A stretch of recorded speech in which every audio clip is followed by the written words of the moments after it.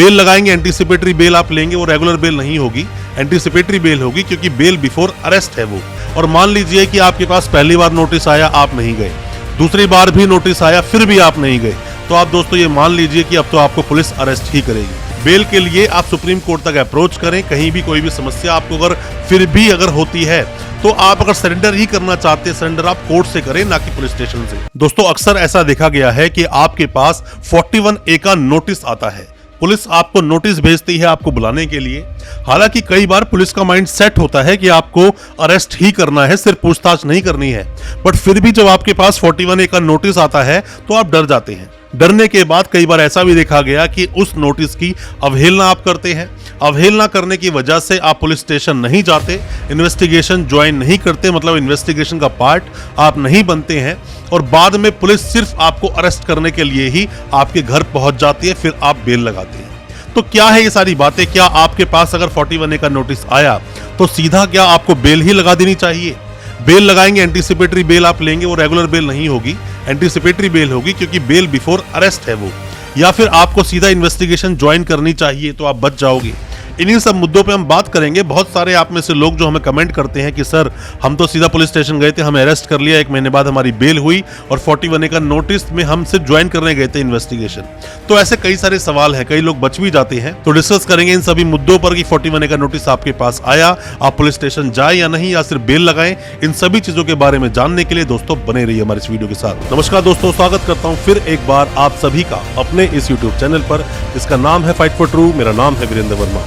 जैसा आप सभी जानते हैं, हम इसी तरह की लीगल अवेयरनेस की वीडियोस आपके लेकर आते हैं और आपको बनाते हैं कानूनी जानना। दोस्तों 41A का नोटिस पुलिस आपको देती ही क्यों है, सबसे पहले आपको ये चीज जाननी चाहिए। बट उससे पहले मैं आपको बता दूं, जितने भी कोई नए वकील साहब है, कोई भी लॉ स्टूडेंट है, कोई भी अभी कानूनी जानकारी ले रहे हैं, ये वीडियो उन सभी के लिए बहुत ज्यादा कीमती है। और इस वीडियो को पूरा देखें, वीडियो को समझें। जैसे हम दिल्ली में प्रैक्टिस करते हैं, तो दिल्ली में अक्सर देखा गया है ऐसा कि साइबर सेल से बहुत सारे लोगों को नोटिस जाते हैं 41A के, और वो दिल्ली नहीं आते इन्वेस्टिगेशन ज्वाइन करने के लिए। बाद में पुलिस उन्हें अरेस्ट करती है या उन्हें बेल का सहारा लेना पड़ता है। दोस्तों आपके पास कभी भी अगर 41A का नोटिस आता है तो मेरा ये मानना है कि आपको इन्वेस्टिगेशन ज्वाइन करनी चाहिए, आपको जाना चाहिए, पार्ट बनना चाहिए उस इन्वेस्टिगेशन का।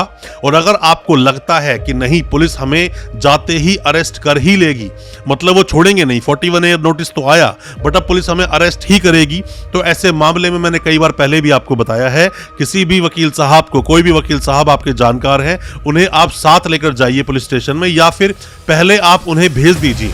वो जाएंगे वहां पुलिस स्टेशन में तो पूछ कर आएंगे पूरा माजरा क्या है, पूरा मामला क्या है, और आपको जब बताएंगे उन सब चीजों के बारे में, तो वकील साहब केस को देखकर वैसे समझ जाते हैं कि आपको अरेस्ट ही करेगी पुलिस या आपको इंटरोगेट करने के बाद में छोड़ देगी, ये सब पता चल जाता है। और मान लीजिए कि आपके पास पहली बार नोटिस आया, आप नहीं गए, दूसरी बार भी नोटिस आया, फिर भी आप नहीं गए, तो आप दोस्तों ये मान लीजिए कि अब तो आपको पुलिस अरेस्ट ही करेगी। दोस्तों 41A का नोटिस क्यों जरूरी है, ये 2 जजमेंट को देखते हुए, एक तो आया Arnesh Kumar versus state of Bihar का, दूसरा आया Satyendra Kumar until versus CBI का, जिसमें बताया गया 7 साल तक की सजा के अपराध या फिर 7 साल से कम की सजा के अपराधों में नोटिस देना, 41A का नोटिस देना मैंडेट प्रोविजन है कि आप नोटिस दोगे ही।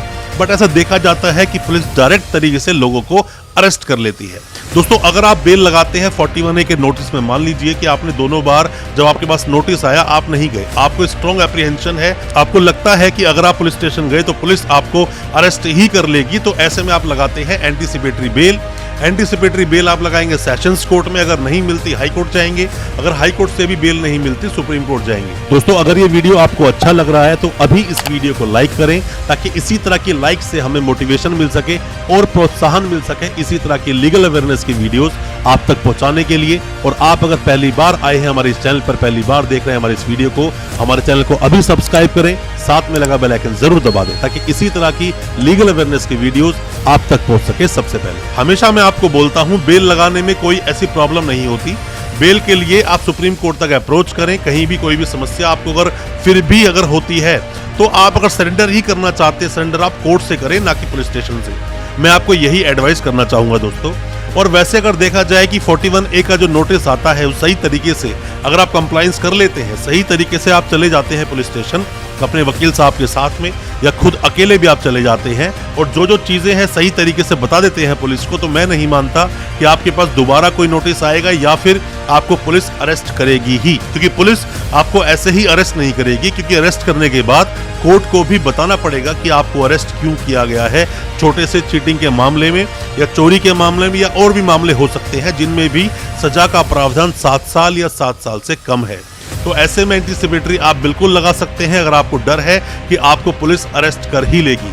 सबसे पहले सेशंस कोर्ट में ही एंटीसिपेटरी बेल लगती है 438 सीआरपीसी में, और क्योंकि इसकी बेल मजिस्ट्रेट साहब के पास नहीं लगती एंटीसिपेटरी बेल, तो इसीलिए आपको सेशंस कोर्ट ही जाना पड़ेगा। एंटीसिपेटरी बेल कई बार लोगों को कुछ वक्त के लिए मिलती है, जैसे कि प्रोटेक्शन दे दिया जाता है कि इन्हें तब तक अरेस्ट ना किया जाए, 1 महीने के लिए, 10 दिन के लिए, 15 दिन के लिए। तो ऐसे में आप क्या करते हैं, पुलिस स्टेशन आप जाते हैं, इन्वेस्टिगेशन का आप पार्ट बनते हैं, मतलब कि पुलिस को जाकर आप बोलते हैं कि इन्वेस्टिगेशन में ज्वाइन करने को तैयार हूं।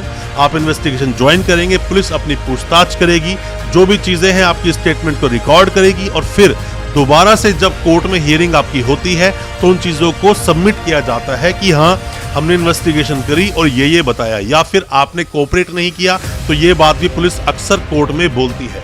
और आपके वकील साहब बोलते हैं क्योंकि इन्वेस्टिगेशन ज्वाइन कर ली है, सारे फैक्ट पुलिस के सामने आ चुके हैं, तो अब मेरे क्लाइंट को अरेस्ट किया जाना जरूरी नहीं है, क्योंकि जरूरी नहीं है कि उसको जेल ही भेजा जाए क्योंकि इन्वेस्टिगेशन पूरी हो चुकी है। तो दोस्तों ये सब सवाल जो आपने मुझसे पूछे थे उनके मैंने जवाब देने की कोशिश की अपने इस वीडियो के माध्यम से। कोई भी सवाल आपके दिल में है आप कमेंट बॉक्स में पूछें या हमें व्हाट्सएप करें, हम आपको रिप्लाई करेंगे।